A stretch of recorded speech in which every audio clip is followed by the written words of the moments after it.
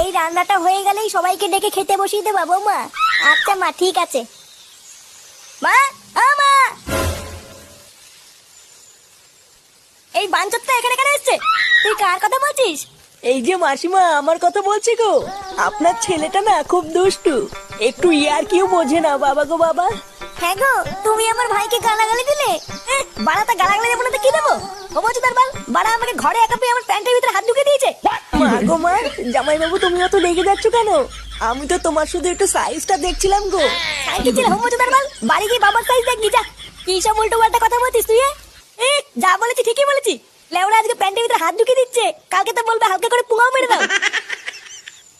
এই কি হয়েছে রে? এত চেঁচামেচি কিসের? দেখুন না মেশামশাই, মা গো মা, আপনার ছেলে একটু ইয়ার কিউ বোঝে না। ওটা ইয়ার কি ছিল বাঞ্চদ? দেখেছেন তো কিভাবে বলছে। দেখো মা, আমি কিন্তু বলে দিচ্ছি, এই চুদির ভাই যদি বাড়িতে থাকে আমি কিন্তু বাড়ি থাকবো না, বলে দিলাম।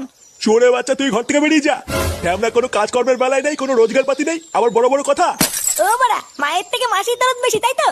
বাড়া এখন তো দেখছি আমার থেকে এই বাড়িতে এই হোমোচোদার দাম বেশি। লেওনা যেদিন এই হোমোচোদাটা তোমার ধুতির ভিতরে হাত ঢুকিয়ে নেয়ানারি করবে সেদিন বুঝবা বালের এই বাড়িতে আমার কোনো দামই নেই।